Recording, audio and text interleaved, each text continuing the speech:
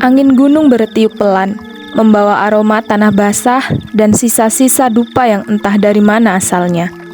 Cahaya bulan nyaris tertutup kabut tebal yang menyelimuti lembah Lalijiwo, sebuah tempat di Gunung Arjuno yang terkenal angker. Banyak pendaki yang hilang di sana, seakan lupa jalan pulang. Konon, siapapun yang melangkah masuk ke lembah itu akan hilang ingatan dan tersesat selamanya. Namun, bagi sekelompok pemuda, cerita itu hanyalah mitos. Malam itu, mereka memutuskan untuk menantang nasib di tempat yang seharusnya dihindari. 5 orang pendaki, Arman, Dika, Rina, Sarah, dan Bayu, memulai perjalanan mereka dengan penuh semangat. Tujuan mereka adalah mencapai puncak Gunung Arjuno, melalui jalur yang jarang dilewati. Tapi, kita harus melewati lembah Lalijiwo. Dika menelan ludah. Serius, Man? Banyak yang bilang kalau orang yang masuk ke sana bisa hilang. Tuh, si Dika mulai takut. Bayu mencemooh sambil tertawa.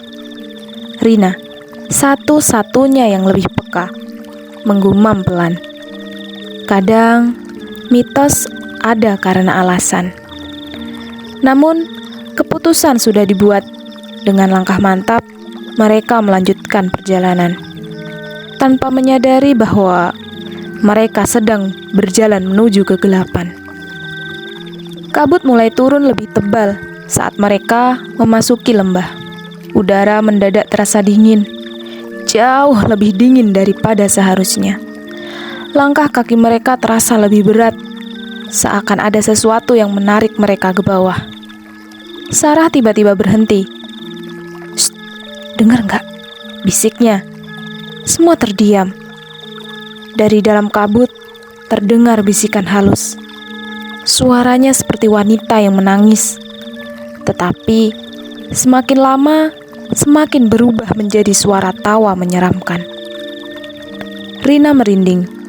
Kita harus cepat keluar dari sini. Namun, ketika mereka berbalik untuk mencari jalan keluar, mereka menyadari sesuatu yang mengerikan. Jalan yang mereka lalui tadi sudah tidak ada. Seolah lembah itu menelan mereka. Arman mencoba menenangkan yang lain. "Jangan panik, ikuti saja GPS," katanya. Namun, saat ia menyalakan ponsel, layar hanya menampilkan warna hitam. Tidak ada sinyal. Tidak ada cahaya.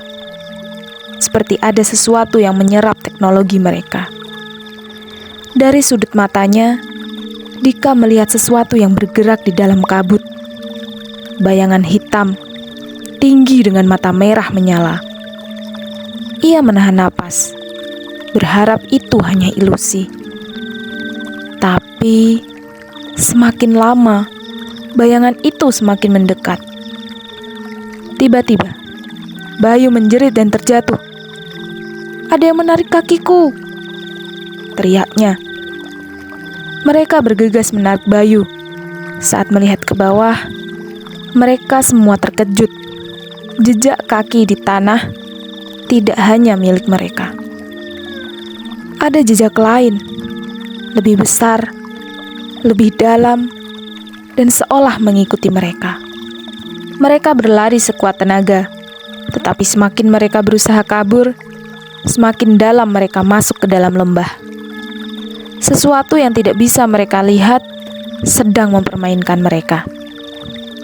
Sarah mulai berbisik sendiri. Aku lupa kenapa kita ada di sini." Arman menatapnya dengan ngeri. "Jangan bercanda." Tapi Dika mulai kebingungan. "Kita mau kemana? Kok aku gak ingat apa-apa?" Satu persatu, mereka mulai kehilangan ingatan. Nama mereka, tujuan mereka, bahkan siapa diri mereka. Rina menangis ketakutan. "Ini lembah Lalijiwo. Kita gak boleh lupa. Kita harus keluar dari sini." Namun, Satu-satunya yang masih ingat hanyalah Rina. Rina mengguncang-guncang tubuh Arman, mencoba membuatnya tersadar. Tapi mata Arman hanya menatap kosong. Begitu juga yang lainnya. Mereka kini hanya berdiam diri, seperti boneka yang kehilangan nyawanya. Langkah kaki terdengar mendekat. Dari dalam kabut, muncul sosok tinggi dengan jubah hitam. Wajahnya pucat, dengan mata merah menyala. "Shh," suara itu berbisik. "Lupakan, dan kau akan menjadi milik kami." Rina berteriak, berlari sekuat tenaga. Jantungnya berdegup kencang, dan matanya menangis tanpa sadar. Ia tak tahu kemana harus pergi, tapi ia terus berlari hingga kakinya berdarah-darah. Lalu, tiba-tiba, ia terjatuh. Saat membuka mata, Rina mendapati dirinya berada di jalur pendakian awal. Tubuhnya kotor, tangannya penuh luka, dan pakaiannya compang-camping. Namun, yang membuatnya ketakutan adalah sesuatu yang lebih mengerikan. Tidak ada Arman, Dika, Sarah atau Bayu di sana. Ia satu-satunya yang selamat. Ketika tim SAR menemukannya beberapa hari kemudian, mereka tidak percaya dengan cerita Rina. Mereka berkata bahwa kelompoknya tidak pernah terdaftar untuk mendaki. Tidak ada jejak mereka. Tidak ada laporan orang hilang. Yang paling mengerikan, tidak ada seorang pun yang mengenal nama-nama mereka. Seolah mereka semua memang tidak pernah ada. Tapi Rina tahu, itu tidak benar. Mereka ada. Mereka nyata. Atau mungkin hanya dia yang masih mengingat mereka. Lalu terdengar bisikan di telinganya. Suara yang familiar, suara yang tidak akan pernah dia lupakan. "Shh, kau seharusnya melupakan kami." Di malam-malam tertentu, di jalur menuju lembah Lali Jiwo, kadang terdengar suara langkah kaki dan bisikan samar dari dalam kabut. Beberapa pendaki mengaku melihat sekelompok orang berdiam diri di kejauhan, menatap mereka dengan mata kosong. Mereka tidak berbicara, mereka tidak bergerak, dan mereka seperti menunggu. Mungkin menunggu seseorang yang masih mengingat mereka. Bertahun-tahun kemudian, Rina berhasil sembuh dari traumanya. Ia kemudian bisa melanjutkan hidupnya dengan normal. Sesekali, memang suara-suara misterius masih datang. Namun, ia masih bisa mengendalikannya. Pun sejak saat itu, Rina tak lagi menginjakkan kakinya ke gunung manapun. Pernah sekali ia mencoba mendaki, namun berakhir dievakuasi karena tiba-tiba pingsan di tengah perjalanan. Rasanya, ketakutan dan kengerian di alas Lali Jiwo itu masih menghantuinya. Raka, anak sulungnya, ternyata ia memiliki hobi mendaki gunung sama seperti dirinya waktu dulu. Rina tidak melarang Raka untuk mendaki gunung, namun ia selalu berpesan untuk selalu berhati-hati dan berdoa. Rina meyakini bahwa Raka tidak akan mengalami hal seperti ia dan kawan-kawan misteriusnya dulu. Karena zaman sudah modern, pendakian sudah ramai, alat sudah canggih, dan Raka tidak sama dengan dirinya. "Bu, ibu punya cerita pendakian nggak? Kan dulu ibu juga suka naik gunung," kata Uti sih, tanya Raka sambil memakan keripik singkong kesukaannya. Rina terdiam. Ingatannya kembali lagi ke masa itu. Menakutkan, mengerikan, dan bayangan keempat temannya seakan berdiri di kabut tebal. "Bu?" Rina tersentak kaget. Ya, cuma biasa saja," jawabnya gugup. Pada keesokan harinya, Raka meminta izin kepada ibunya untuk mendaki Gunung Arjuno. Rina terdiam, tubuhnya kaku, tangan yang sedari tadi memotong-motong sayuran seketika berhenti. Tubuhnya berdiri tak seimbang, lalu Raka dengan sigap menghadang tubuh ibunya dari belakang, menyuruh ibunya duduk dan menyodorkan segelas air putih. "Kenapa, Bu? Ibu sakit?" tanyanya. "Mereka di sana. Belum keluar sampai sekarang," ucap Rina lirih sambil menatap Raka. "Siapa, Bu?" "4 orang teman ibu. Mereka terjebak di sana, di alas Lali Jiwo. Semua orang melupakan mereka. Tapi ibu masih ingat." Rina menceritakan kejadian puluhan tahun lalu kepada Raka. Berkali-kali Rina meminta anaknya untuk tidak mendaki ke sana. Namun, apalah daya, keinginan anaknya lebih besar. Raka berjanji jika dia akan berhati-hati dan pulang kembali dengan selamat. Lembah Lali Jiwo, sebuah tempat di Gunung Arjuno yang terkenal dengan kisah-kisah misterinya. Banyak pendaki yang menghilang di sana tanpa jejak, seolah ditelan kabut tebal yang selalu menyelimuti lembah. Banyak sekali kisah pendaki yang hilang di sana. Hingga kini, mereka tidak pernah ditemukan. Tapi, ada yang percaya bahwa mereka masih berada di sana, tersesat di antara dunia nyata dan alam gaib. 2 sahabat, Raka dan Widi, bersama 3 pendaki lainnya, Tony, Lisa, dan Yanto, memutuskan untuk menelusuri jalur yang melewati lembah tersebut. Mereka tidak tahu bahwa perjalanan ini akan membawa mereka ke dalam mimpi buruk yang tak terlupakan.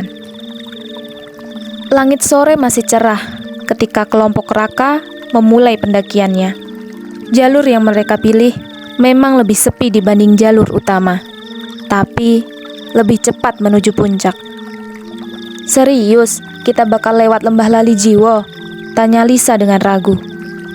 Yanto, yang sudah sering mendaki, hanya tertawa kecil. "Itu cuma mitos, jangan percaya yang aneh-aneh," katanya. Raka dan Widi saling bertukar pandang. Mereka memang sering mendengar cerita tentang tempat itu, tapi mereka sepakat untuk tetap rasional. Matahari mulai tenggelam saat mereka mencapai area yang diselimuti kabut tebal. Suasana mendadak berubah. Udara terasa lebih dingin, dan hutan di sekitar mereka menjadi lebih sunyi dari biasanya. "Jalan kita masih jauh ya?" tanya Tony sambil menyalakan senter. "Harusnya sih sudah dekat ke area datar buat camp," kata Widi. Namun, sesuatu terasa tidak benar. Kabut semakin pekat, membuat jarak pandang hanya beberapa meter saja. Langkah mereka melambat, dan setiap suara langkah terdengar bergema, seolah ada orang lain yang mengikutinya. Tiba-tiba, Lisa berhenti. "Dengar itu enggak?" Mereka semua terdiam. Di antara kesunyian malam, terdengar suara samar. Bukan suara binatang, bukan pula suara angin. Suara itu seperti seseorang yang berbisik, "Pulang, atau kau akan melupakan segalanya." Widi menggenggam lengan Raka. "Siapa itu, Rak?" Tony menyorotkan senter ke sekeliling, tapi yang terlihat hanyalah kabut putih pekat. Kemudian, langkah kaki terdengar semakin mendekat. Tiba-tiba, dari balik kabut, muncul sesosok manusia. 4 orang, berdiri diam. Mereka tampak seperti pendaki biasa. Jaket gunung, sepatu hiking, dan ransel di punggung. Tapi, wajah mereka pucat, mata mereka kosong, dan gerakan mereka kaku, seperti boneka tak bernyawa. Lisa menjerit pelan, "Siapa mereka?" Raka langsung mengenali wajah-wajah itu. Mereka adalah 4 pendaki yang menghilang bertahun-tahun lalu. Arman, Dika, Sarah, dan Bayu. Tapi, seharusnya mereka sudah mati. Widi mundur selangkah. Mereka nggak mungkin masih hidup. Namun, Arman tiba-tiba berbicara. Suaranya datar dan tak beremosi. Kalian harus pergi. Yanto mencoba bersikap berani. Kalian siapa? Butuh bantuan. Dika menggeleng perlahan. Kami sudah lupa. Kami tidak bisa pulang. Lisa semakin ketakutan. Kita harus keluar dari sini secepatnya. Sarah menatap mereka dengan mata kosong. Kalian juga akan lupa kalau tetap di sini. Lalu, tiba-tiba, Bayu mengangkat tangannya dan menunjuk ke belakang mereka. Kabur sebelum dia datang. Lalu Tony pun menoleh ke arah yang ditunjuk Bayu. Dan saat itu juga, napasnya tercekat. Dari dalam kabut, muncul bayangan besar, tingginya 2 kali lipat manusia biasa. Tubuhnya diselimuti jubah hitam yang berkibar seperti asap. Wajahnya samar, hanya sepasang mata merah yang bersinar terang. Sosok itu bergerak perlahan, tapi tiap langkahnya membuat tanah bergetar. Kita harus lari, teriak Widi. Namun, kaki mereka terasa berat, seolah ada sesuatu yang menahan mereka di tempat. Bayu menatap Raka. Jangan biarkan dia menyentuhmu. Kalau tidak, kau akan menjadi seperti kami. Lisa mulai menangis. Aku gak mau hilang. Aku gak mau lupa. Sosok itu semakin dekat. Dari dalam jubahnya, tangan panjang dan kurus menjulur keluar, mencoba meraih mereka. Raka memejamkan mata, mengingat doa-doa yang dulu diajarkan ibunya. Lalu, terdengar suara teriakan yang menggetarkan udara. Tiba-tiba, semuanya menjadi gelap.